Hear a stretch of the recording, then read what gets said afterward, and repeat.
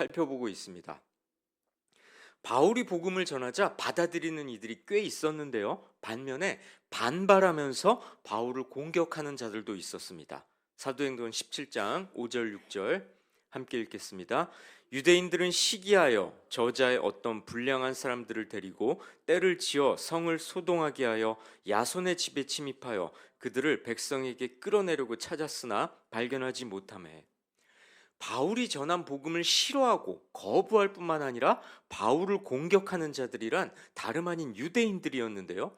유대인들은 불량배를 동원해서 바울이 묵고 있는 야손이라는 사람의 집을 습격합니다. 바울 일행을 붙잡으려 한 거죠. 그런데요, 바울을 찾지 못합니다. 그러자 소란을 피우죠. 다음 말씀 함께 읽습니다. 야손과 및 형제들을 끌고 읍장들 앞에 가서 소리질러 이르되 천하를 어지럽게 하던 이 사람들이 여기도 이름에 야손이 그들을 맞아 들였도다. 이 사람들이 다 가이사의 명을 거역하여 말하되 다른 임금 곧 예수라 하는 이가 있다 하더이다 하니 바울 일행이 천하를 어지럽게 했다고 합니다. 이 사람들이 다 가이사의 명을 거역하여 말하되 다른 임금 곧 예수라 하는 이가 있다 하더이다. 이게 무슨 뜻인가요? 바울 일행이 로마 제국에 대한 반역을 도모했다는 겁니다. 당시 유대 민족은 로마의 지배를 받고 있었는데요. 바울 일당이 사람들을 선동해서 로마 황제 가이사에 대한 반역을 일으키려고 했다는 겁니다. 당시 로마 황제 가이사는 거의 신처럼 추앙받는 존재였습니다.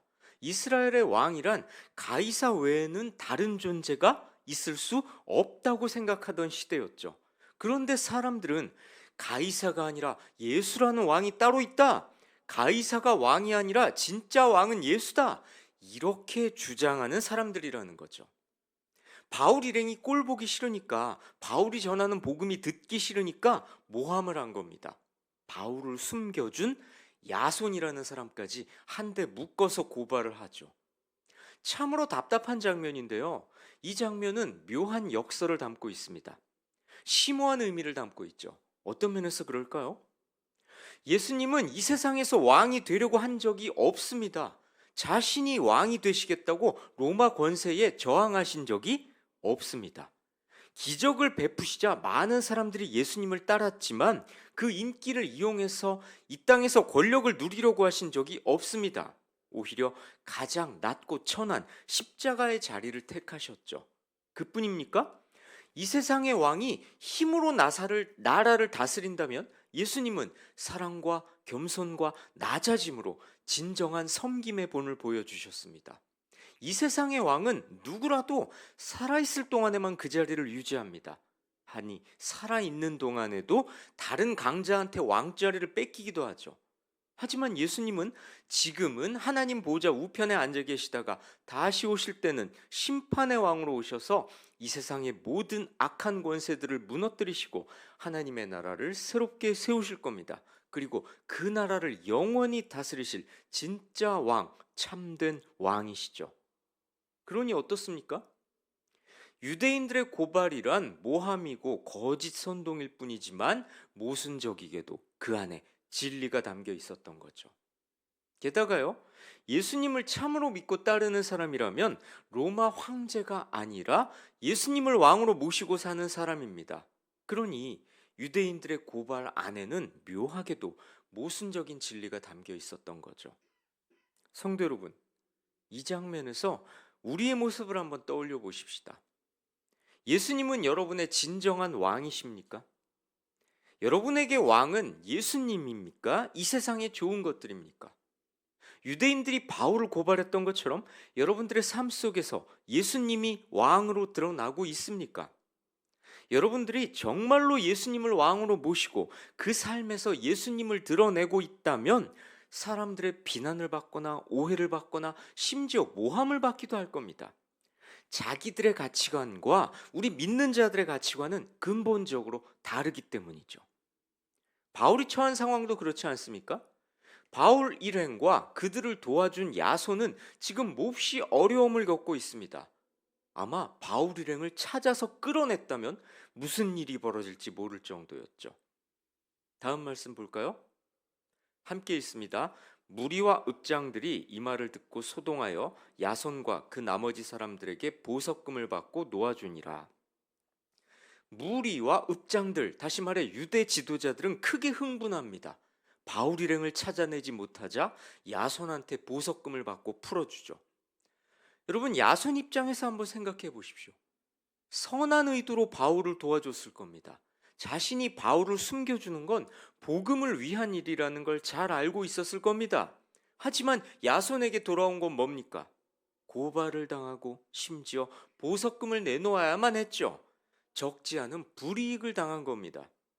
아마도 야손은 유대인 공동체에서 미운 털이 박혔을지도 모릅니다. 앞으로의 생활에 지장을 초래할 일이었죠. 바울을 숨겨주고 얻은 것이란 손해뿐이었습니다. 그렇습니다. 바울과 믿는 자들이 복음을 받아들인 대가가 당장엔 고난이었습니다. 왜냐하면요, 그리스도를 믿는다는 건 그분의 뒤를 따른다는 뜻이기 때문이죠. 성도 여러분, 복음은요, 고난과 순종을 요구합니다. 예수 제대로 믿으면 세상과 등질 수밖에 없고요, 세상이 이해할 수 없는 삶의 방식대로 살다가 그들에게 오해를 사고 핍박을 받기 마련인 겁니다. 그럴지라도 우리는 흔들리지 않고 꿋꿋이 믿음의 길을 걸어가야 하는 것이죠. 바울 일행은 다른 지역으로 피신합니다. 베레아라는 곳으로 이동하는데요, 베레아 사람들은 어땠을까요? 이어지는 말씀 함께 읽습니다. 베레아에 있는 사람들은 간절한 마음으로 말씀을 받고 이것이 그러한가 하여 날마다 성경을 상고함으로 그 중에 믿는 사람이 많고. 베레아 사람들은 바울이 전하는 복음을 간절하게 진지하게 받아들였습니다. 바울이 가르쳐 준 게 사실인가 날마다 성경을 상고하면서 확인했죠. 그러니 그 중에 믿는 사람이 많았던 겁니다. 성도 여러분, 여러분은 어떠십니까? 날마다 성경을 상고하십니까? 신앙이란 성경 위에, 말씀 위에 서 있는 겁니다. 내가 믿고 싶은 대로 믿고 내 생각대로 하나님은 이런 분이야 이렇게 규정하는 게 아니라 말씀이 가르치는 바를 믿고 말씀이 명령하는 바대로 순종하려 애쓰는 게 신앙이죠. 말씀을 멀리한 채 열심만 낸다면 바울을 모함했던 유대인들처럼 될지도 모를 일입니다. 에이, 설마 그럴 리 없다고요? 여러분, 사도행전의 유대인들은, 지금 바울을 핍박하는 유대인들은 자기들이 뭐 잘못하고 있는 줄 알고 바울을 핍박했겠습니까? 모르고 그랬겠죠. 진리를 모른 채 자기가 생각하는 신앙을 지킨 겁니다. 그리고 그 신앙은 나 혼자 옳다고 생각하는 진리와는 반대쪽에 있는 그릇된 신앙이었죠.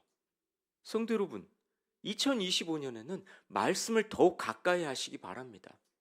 성경을 읽는 일이 여의치 않으시다고요? 하고자 한다면 하나님께서 각 사람의 형편에 따라 도와주실 겁니다. 그 하나님을 신뢰해 보시고 도전해 보시기 바랍니다. 자, 우리의 바울 사도에게 또 어떤 일이 벌어졌을까요? 이어지는 말씀 함께 있습니다. 데살로니가에 있는 유대인들은 바울이 하나님의 말씀을 베레아에서도 전하는 줄을 알고 거기도 가서 무리를 움직여 소동하게 하거늘. 데살로니가에서 바울을 박해했던 유대인들은 베레아까지 쫓아와서 방해를 합니다. 원정까지 와서 회방을 놓을 정도로 그들의 박해는 집요했죠. 그것도 한두 명이 쫓아온 게 아니라 무리를 움직여 많은 사람들을 동원해서 바울의 전도를 방해했던 겁니다. 성도 여러분, 그렇습니다. 진리는 이렇게 배척당하고 핍박당하기 마련인 겁니다. 세상으로부터 집요하게 공격을 당하는 건 자연스러운 수순인 거죠. 그럼에도 꿋꿋이 믿음을 지키는 게, 하나님을 떠나지 않고 사명을 감당하는 게 바로 믿음이죠. 나한테 좋은 일이 있을 때 하나님 찬양하고 일이 술술 잘 풀릴 때 예배하는 건 쉬운 일입니다. 예수 그리스도 다시 오실 때까지 이 땅의 권세를 잠시 잡고 있는 사단은 계속해서 참 성도들을 공격할 겁니다. 특히 복음을 전하는 일에 헌신하는 성도라면 더욱 그런 공격을 받겠죠.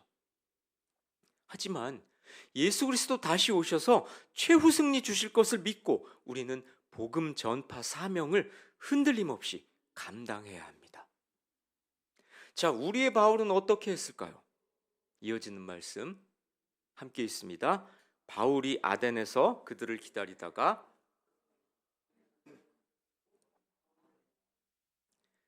아덴이라는 도시에는 각종 신전과 우상들이 가득했습니다. 그걸 본 바울은 격분하죠. 여러분, 이런 분노를 거룩한 분노라고 할 수 있겠네요. 우주 만물을 창조하신 하나님을 외면한 채 자기 욕망을 채워줄 우상을, 아무 힘도 능력도 없는 조각품일 뿐인 우상을 섬기는 아덴 사람들을 보자 안타까움과 연민과 함께 거룩한 분노가 끓어오른 겁니다. 성도 여러분, 여러분은 어떻습니까? 우상에 빠진 세상에 대한 분노가 여러분에게도 있습니까? 복음이 빠진 세상에 대한 연민이 여러분에게도 있습니까? 복음 없이 잘 먹고 잘 사는 세상을 향해서 어떤 마음을 품고 계십니까? 부러움입니까? 거룩한 분노입니까? 이어지는 말씀 볼까요? 함께 있습니다. 그들이 죽은 자의 부활을 듣고 어떤 사람은 조롱도 하고 어떤 사람은 이 일에 대하여 내 말을 다시 듣겠다 하니 몇 사람이 그를 가까이 믿으니 그 중에는 아레오바고 관리 디오누시오와 다말이라 하는 여자와 또 다른 사람들도 있었더라. 거룩한 분노를 품은 바울은 이제 뭘 합니까? 화를 낸 게 아니었습니다. 거룩한 분노를 품고 에잇! 이러지 않았다는 거죠. 아덴 사람들에게 복음을 찬찬히 가르쳐 줬습니다. 예수님의 부활 그리고 참성도의 부활에 대해서 설명해 줬습니다. 그들이 자기의 설교를 듣고 이제라도 주님을 영접하기를 간절히 원했던 거죠. 우상 숭배에 빠진 사람들을 향한 바울의 분노는 그들을 향한 애끓는 전도로 이어졌던 겁니다. 여러분, 왜 그런 말 있지 않습니까? 가장 좋은 복수는 그 사람이 예수 믿게 하는 것이다. 그렇습니다. 복음을 전하다가 세상으로부터 핍박을 당할 때 마음 같아서는 어휴, 저 인간 저거 확 지옥 가버려라, 이래 버리고 싶지만 참성도라면 그래서는 안 되는 겁니다. 인내와 끈기와 희생정신으로 다시 그에게 복음을 전해야죠. 그게 그 사람을 사랑하는 것이자 하나님을 기쁘시게 하는 겁니다. 조금 전에 화면 다시 한번 띄워주시겠습니까? 32절 보면요, 바울은 부활을 중심으로 복음을 전했다고 합니다. 그런데요, 어떤 사람들은 에이, 죽었다가 살아나는 게 어딨어, 이렇게 조롱을 보냈고요. 어떤 사람들은 그래? 그럴 수도 있을 것도 같고 당신 말을 더 들어보고 싶소, 이런 반응을 보였고요. 어떤 사람들은 바울을 가까이 하고 바울의 복음을 믿었습니다. 성도 여러분, 그렇습니다. 핍박 속에서도 참고 인내하며 복음을 전한다면 열매가 있다고 성경은 우리에게 말씀합니다. 지금보다 훨씬 더 큰 핍박과 어려움 속에서도 하나님 주신 사명을 감당하기 위해 최선을 다해 헌신하며 복음을 전했던 바울의 이야기는 오늘날 우리에게도 여전히 적용되는 말씀입니다. 이 말씀을 가슴에 새기시고 오늘 하루도 복음을 드러내고 복음을 전하는 삶을 살아내므로 진정한 평안을 세상에 전하는 복된 인생길 걸어가시길 주님의 이름으로 권면하고 축원합니다. 기도하겠습니다. 하나님 아버지, 집요하게 핍박하는 악한 세상 속에서도 선하신 하나님을 향한 믿음을 잃지 않으며 하나님이 주신 복음 전파 사명이 그 무엇보다 귀한 것임을 잊지 말고 하나님을 드러내며 이웃을 하나님께로 인도하는 굳센 믿음의 사람들로 살도록 우리를 인도해 주시옵소서. 오늘 하루를 주님의 손에 의탁합니다. 우리가 해야 할 것들과 하지 말아야 할 것들을 다시금 점검하게 하셔서 무엇을 하든지 어느 곳에 가든지 하나님을 기쁘시게 해드리며 하나님이 주시는 기쁨을 경험하는 오늘 하루가 되게 하여 주시옵소서. 이 모든 말씀 예수님의 이름으로 기도합니다. 아멘.